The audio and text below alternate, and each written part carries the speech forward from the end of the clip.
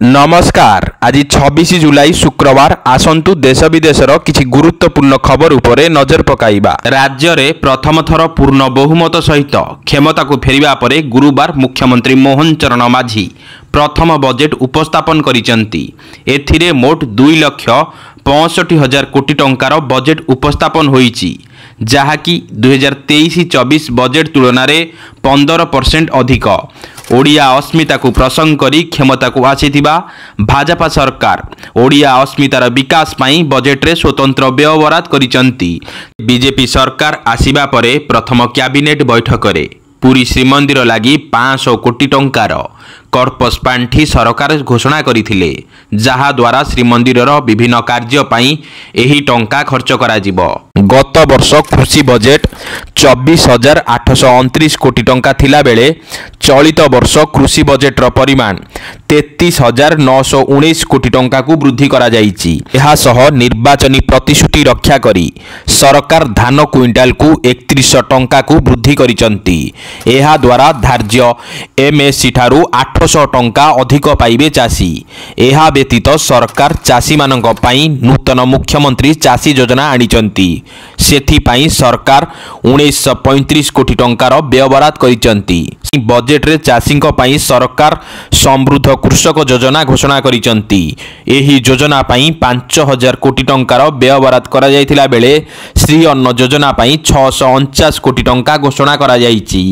सेही परि सरकार तांकर अन्य एक निर्वाचनी प्रतिश्रुति पूरण करिवा लागि सुभद्रा योजना पाई 10,000 कोटी टंकार व्यय बराद करिसंती। भाजपा एहार निर्वाचन इस्ताहार रे सुभद्रा योजना घोषणा करिथिला। पूर्व सरकार अमल रे चलीथिबा अनेक योजना को सरकार चालू रखिया को संकेत देइथिबा बेले भुवनेश्वर मेट्रो रेल पाई सरकार 1,000 कोटी टंकार व्यय बराद करिसंती। एपटे नूतन सहर विकास पाई सरकार 918 कोटी टंकार व्यय बराद करिसंती। विभिन्न योजना तथा शिल्प पाई आगुआ जमी अधिग्रहण करिवा पाई सरकार लैंड बैंक योजना रे 200 कोटी टंकार व्यय बराद करिसंती। राज्य रे शिल्पर विकास पाई सरकार 808 कोटी टंका व्यय बराद करिसंती। सेही परि 2027 सुधा राउरकेला संबलपुर पारादीप धामरा को संजोग करुथिबा शिल्प कॉरिडोर विकास पाई सरकार स्वतंत्र व्यय बराद करिसंती। राज्य रे सिनेमा को शक्ति देबा लक्ष्य रे सरकार कलिंग स्टूडियोर पुनर्नवीकरण पाई 20 कोटी टंकार व्यय बराद करिसंती। सेही परि राज्य रे चलीथिबा नूतन रेल प्रकल्पर विकास पाई सरकार 600 कोटी टंकार व्यय बराद करिसंती। राज्य रे सड़क पथर उन्नति पाई सरकार 6,180 कोटी टंका व्यय बराद करिसंती। राज्य रे खेलर विकास पाई सरकार 952 कोटी टंकार व्यय बराद करिसंती। अन्य पक्षरे विपर्यय परिचालना करिया पाई सरकार 3,900 कोटी टंकार व्यय बराद करिसंती। राज्यवासी स्वास्थ्य क्षेत्र रे उन्नत सेवा जोगई देवा लगी सरकार गोपबंधु जन आरोग्य योजना पाई 3,056 कोटी टंकार व्यय बराद करिसंती।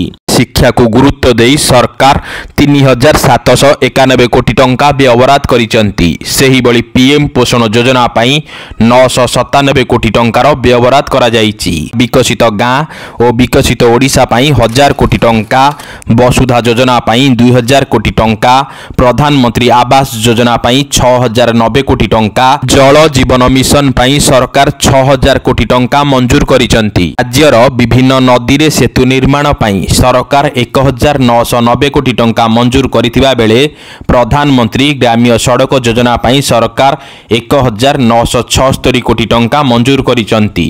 ग्रामांचल रे रास्ता निर्माण पाई सरकार 2,319 कोटी टंका एवं सड़क सुरक्षा पाई 45 कोटी टंकार व्यय बराद करिसंती। अन्य पक्षरे बस स्टैंड निर्माण करिबा पाई सरकार 839 कोटी टंका, ग्रामांचल परिवहन पाई 1,985 कोटी टंका, ग्रामांचल परिवहन क्षेत्र रे सरकार 1,085 कोटी टंका खर्च करिबा पाई योजना करिसंती।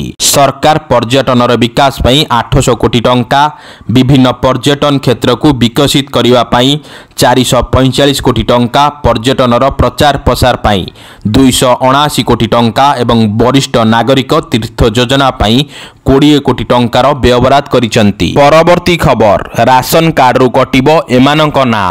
सरकार आरंभ कले प्रक्रिया, बाद पड़िबे अयोग्य, सामिल हेबे योग्य हिताधिकारी। राशन कार्ड पाइबे आउ 6 लाख नुआ हिताधिकारी। ए नेई विधानसभा रे उठिछि दाबी।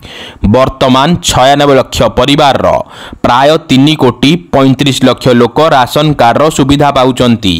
एमानक मध्यने थिबा अयोग्य हिताधिकारी को चिन्हट करी सेमानक स्थान रे योग्य नुआ हिताधिकारी सामिल करिया पई दाबी करिसंती कांग्रेस और बीजेडी।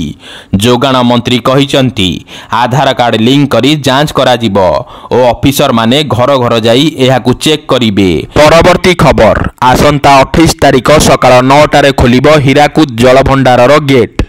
गेट खोलिबा नेई मुख्य जंत्री सुशील कुमार बेहेरा सूचना देइचंती। चलित वर्ष प्रथम बन्या जल निष्कासन उपरे निष्पत्ति निया जाइछि। उपर मुंडरे वर्षा जोगु जलभंडारर जलस्तर बढ़ुथिबारु गेट खोली जल निष्कासन करा जिवो।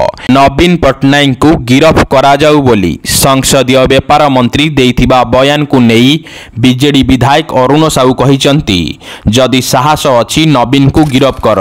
एहार जवाब देई संसदीय मंत्री कहिसंती मु कोनोसी असंवैधानिक शब्द व्यवहार करी नाही। विरोधी दल नेतांक सम्मान हानि हेला भली किछि कहि नाही। विरोधी दलर नेता नवीन पटनायक को गिरफ करिया पई संसदीय व्यापार मंत्री मुकेश महालिंग विधानसभा रे दाबी करिथिले। मंगलवार विधानसभा रे राज्यपालक अभिभाषण उपरे धन्यवाद प्रस्ताव आगत करी से कहिथिले विरोधी दल नेता गृह रे नियम भंग करिसंती। राज्यपालक अभिभाषण बेले गृह भितरे विशृंखला सृष्टि करिथिबारु तांकू गिरफ करिया जिबार आवश्यकता रहिछि। राज्य रे मौसुमी वर्षा जारी रहिथिबा बेले हईजा, मलेरिया, डेंगू स्थिति को नियंत्रण रे रखिबा पई सरकार समस्त जिल्लापाल एवं म्युनिसिपल कमिशनर माननकू निर्देश देइचंती।